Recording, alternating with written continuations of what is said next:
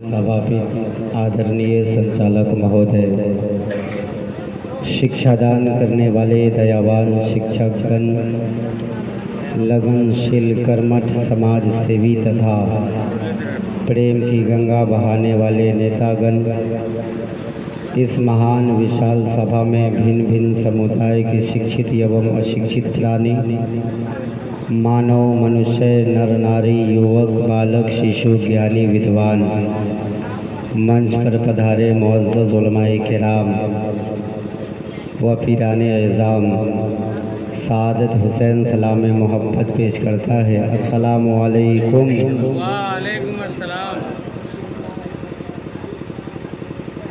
अल्हम्दुलिल्लाहिल्लज़ी शर्रफ़ना व करमना अला साइरिल मखलूक़ात व अला आलिहि व सहाबिहिल्लज़ीना फ़ाज़ू बिअला दरजात फ़िल हयाति बअदल ममात, अम्मा बाद, फ़अऊज़ु बिल्लाहि मिनश शैतानिर रजीम, बिस्मिल्लाहिर रहमानिर रहीम। या अय्युहल्लज़ीना आमनुत्तक़ुल्लाह आमनतु बिल्लाहि सदक़ल्लाहु मौलानल अज़ीम व सदक़ रसूलुहुन नबियुल अमीनुल करीम व नहनु अला ज़ालिका लमिनश शाहिदीन व शाकिरीन वल्हम्दुलिल्लाहि रब्बिल आलमीन। हे प्रतिपालक, सुरक्षा करो अवैध दुष्ट शक्ति से जो पुण्य का नाश करता है और पाप का आदेश करता है। महाकृपालु के नाम से आरंभ करता हूँ जो सर्वश्रेष्ठ अति दयावान है। समस्त प्रशंसा महाजगदीश्वर के लिए जो यश का करतार है। वही परम पूज्य निरंजन निराकार है, जो सबका स्वामी एक ओंकार है, जो महाममताशील, जिसके निकट सर्वदा दया का सागर बहता है, और जो स्वामी है सर्व जगत का, वही सुविचारक है प्रलय दिवस का। हे महामय कृपा निधि सर्वोत्तम जगदीश्वर, हम तेरी ही प्रार्थना करें और तेरी ही निकट नतमस्तक रहे और तुझी से सहायता की कामना करें। आइए एक शास्त्रों का एको देवः सर्वभूतेषु गुरुः सर्वभूतान्तरात्मा कर्माध्यक्षः सर्वभूताधिवासः साक्षी जेता केवलो निर्गुण सच। अच्छा एक बात बताइए, हमको बुलाए काहे लाए आप लोग? हम तेरी ही प्रार्थना करें और तेरे ही निकट नतमस्तक रहें और तुझी से सहायता की कामना करें। उपनिषद का मैं एक मंत्र आपको सुनाऊं कि एको देवः सर्वभूतेषु गुरुः सर्वभूतान्तरात्मा कर्म अध्यक्ष सर्वभूताधिवासः साक्षी जेता केवलो निर्गुण सच। अब पूरा ऋग्वेद, अथर्ववेद, सामवेद, यजुर्वेद, पूरा 18 पुराण की ज़रूरत नहीं है। मैं सबों का निचोड़ कोशिश करूंगा कि मैं सुनाऊं। बोले ना भाई? अब जहां एक ही मंत्र में पूरे मामला सिमट जाए तो बेहतर नहीं है, ज़्यादा लमराया जाए। और ये तो हिंदुस्तान की खूबसूरती है माशाअल्लाह कि हिंदू मुसलमान सब यहाँ इकट्ठा बैठे हैं। बोलिए ना भैया, हिंदुस्तान की खूबसूरती है। और ये हिंदुस्तान की खूबसूरती क्यों ना हो? आप भारत में रहते हैं, बोले ना भाई, रहते हैं ना? हम लोग भारतवासी हैं ना।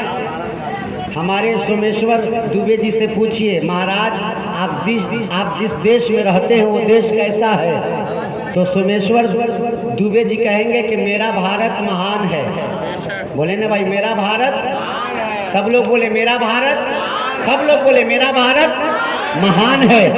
यहाँ पे मुस्लिम साहब से पूछिए कि आप जिस देश में रहते हैं वो देश कैसा है, तो वो भी बोलेंगे मेरा भारत महान है, मेरा भारत महान है। हिंदू भाई से पूछिए, वो भी बोलेंगे मेरा भारत महान है। सिख से पूछिए, मेरा भारत महान है। ईसाई से पूछिए, मेरा भारत महान है। शिक्षित से पूछिए, मेरा भारत महान है।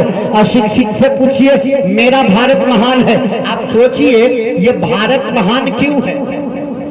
ये भारत महान क्यों है? देखिए स्टेज पर महान शक्ति और आध्यात्मिक शक्ति बैठे हैं। और एक बात हमेशा याद रखिएगा, मैं बताऊंगा आने वाले वक्त में कि इस्लाम की पहचान हम जैसे मुसलमानों से नहीं है, बल्कि इस्लाम की पहचान औलिया अल्लाह से है।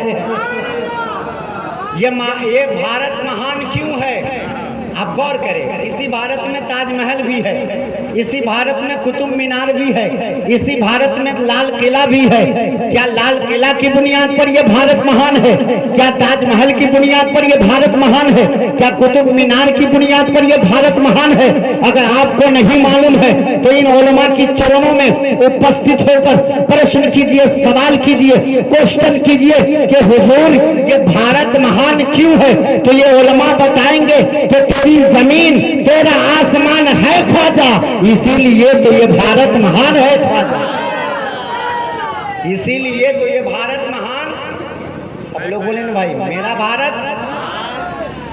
नेताओं के चक्कर में ना पड़िए। हाँ बोले ना भाई, नेताओं के चक्कर में न पड़िए। भाईचारा बना के रखिए। कैसे? एक शेर मैं बोलता हूँ, इसे शेयर कीजिएगा कि किस कदर नफरत है आज हिंदू और मुसलमान में।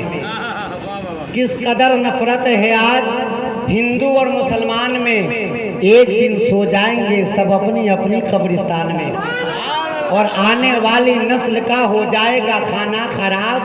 अरे जंग क्यों करवा रहे हो गीता और कुरान में? जंग क्यों करवा रहे हो गीता और कुरान में? दुबे जी आप बैठे हैं, आप इतिहास का पन्ना उलट कर देखें। किफायत अली काफी जो 1857 में सबसे पहले देश की आज़ादी में उनको फांसी दी गई, आपने क्या कहा कि कोई गुल बाकी रहेगा न चमन रह जाएगा, बस रसूलुल्लाह का दीने हसन रह जाएगा। उनका मैसेज क्या था कि हम अपने मुल्क में अमन चाहते हैं, हम अपने मुल्क में शांति चाहते हैं, हम अपने मुल्क में कृपा चाहते हैं, हम अपने मुल्क में एकता चाहते हैं, हम अपने मुल्क में मोहब्बत चाहते हैं। और एक जो सच्चा पक्का गुलामे रसूल होगा वास्ता यही प्रस्तुत करेगा। इसलिए कि शहादत हुसैन संपूर्ण भारतवर्ष में और डंके के चोट पर और बड़े बड़े धार्मिक अधिवेशन में उपस्थित होकर ये ऐलान करता है कि सुनो, जो मुसलमान होगा वो आतंकवादी नहीं हो सकता है, और जो आतंकवादी होगा वो मुसलमान नहीं हो सकता। नारे तकबीर, दोनों हाथों को हवा में उठाकर नारे तकबीर, नारे रिसालत, नारे रिसालत, फैजान सरकार सुरताही। इसलिए सब लोग बोलो, हम अपने मुल्क में अमन चाहते हैं, शांति चाहते हैं, एकता चाहते हैं, कृपा चाहते हैं। यानी एक जो सच्चा पक्का गुलाम रसूल होगा, ऐ गांधीनगर वालों, वो अपने मुल्क में नफरत नहीं देखना चाहता है, मोहब्बतों का गंगा देखना चाहता है, प्यार का सागर देखना चाहता है। यानी किस कदर नफरत हुआ हिंदू और मुसलमान में। एक दिन सो जाएंगे सब अपनी अपनी कब्रिस्तान में, और आने वाली नस्ल का मैं उन नेताओं से कहना चाहता हूं कि अगर मोहब्बत बांटना है तो मुसलमानों में, हिंदू में मोहब्बत बांटो, नफरत मत बांटो। इसलिए कि ये मुसलमान और हिंदू भाई आपस में लड़ना नहीं जानते हैं, बल्कि आपस में मोहब्बत करना चाहते हैं। इसलिए कि चांद तारे गगन की जिन्नत है, फूल काटे चमन की जिन्नत है। हिंदू मुस्लिम को साथ रहने तो ये हमारे वतन की जिन्नत। हिंदू मुस्लिम को साथ रहने दो, ये हमारे, बोले ना भाई, वतन की जीनत है। तवज्जो के साथ सुने, जो मैंने रामायण पढ़ा है उसका माना समझाऊं आपको? दुबे जी समझा दे। समझेंगे आप? समझेंगे? सुनाओ। एको देवः सर्वभूतेषु गुरुः, तुमेकं वरनियं, तुमेकं शरण्यं, तुमेकं जगत कारणं विश्वरूपम। हे सृष्टि के रचयिता, हे पाक परवरदिगारे आलम, तू ही वर्णन योग्य है, तेरे ही निकट शरण की प्राप्ति है।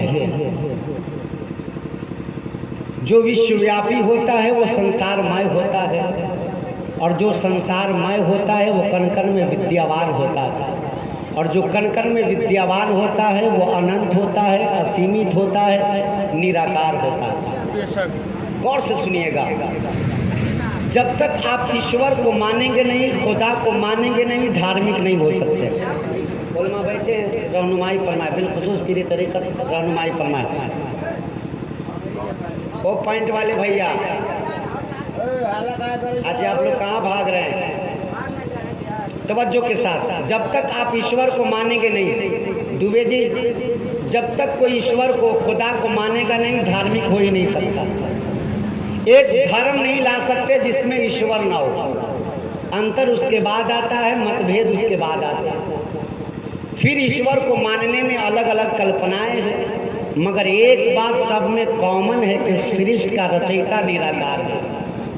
उसे पूजे हम, ये उसका अधिकार है। बोले ना भाई, उसे पूजे हम, ये उसका अधिकार है। जब